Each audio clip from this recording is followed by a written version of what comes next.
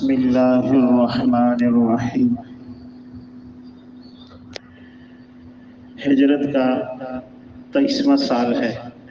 آپ صلی اللہ علیہ وسلم مدینہ منورہ گئے ہیں اور 23واں سال چل رہا ہے۔ ذی الحج کی 27 تاریخ ہے، جیسے ابھی ذی الحج کے آخری ایام چل رہے ہیں۔ فجر کی نماز میں سیدنا حضرت عمر فاروق رضی اللہ تعالیٰ عنہ فجر کی امامت کروا رہے ہیں اور ذی الحج کی 27 تاریخ ہے۔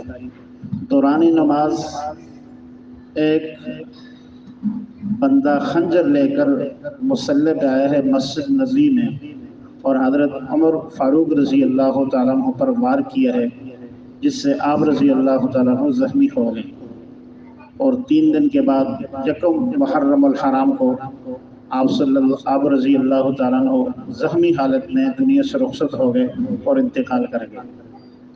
اس واقعے سے جو بات ہمیں سمجھ آتی ہے وہ یہ کہ اسلام دشمن طاقتیں اور اسلام دشمن لوگ وہ کتنی بے دردی سے کام کرتے ہیں کہ مسجد نبوی ہو، مدینہ منورہ ہو، مصلی نبی صلی اللہ علیہ وسلم کا ہو، صحابی رسول ہو، اور مسجد نبوی جیسی مقدس جگہ میں آ کر ایک صحابی کا خون بہانا یہ کائنات کا کتنا بڑا جرم ہے۔ مگر جب انسان اسلام کی دشمنی میں حد کو کراس کرتا ہے، پھر اس کے لیے سارے ادب، سارے احترام، ساری چیزیں کوئی اہمیت نہیں رکھتی۔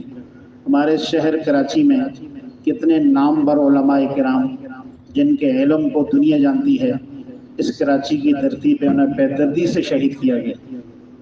مسلمانوں نے کیا ہے، غیر مسلموں طاقت نے کیا ہے، واللہ اعلم۔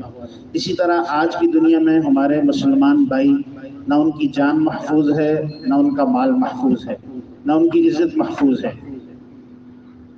چند ٹکوں کی خاطر بندہ بندے کی جان کو لے کر نکل جاتا ہے۔ عزیزو، یہ دنیا کی محبت نہیں تو اور کیا ہے، یہ درندگی نہیں تو اور کیا ہے۔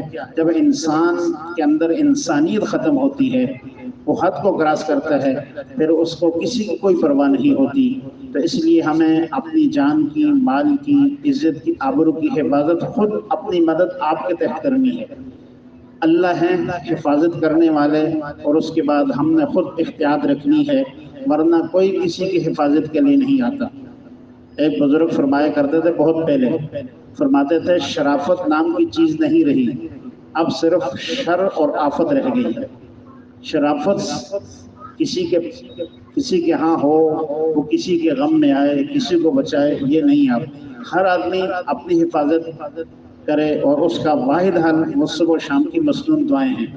آپ صلی اللہ علیہ وسلم نے مسنون اعمال صبح و شام کے بتا دیے ہیں، اگر ہم ان کا اہتمام رکھیں گے تو انشاءاللہ العزیز کسی نہ کسی درجے میں ہماری حفاظت ہو سکتی ہے۔ اللہ رب العالمین عمل کرنے کی توفیق نصیب فرمائے۔ اللہم آمین۔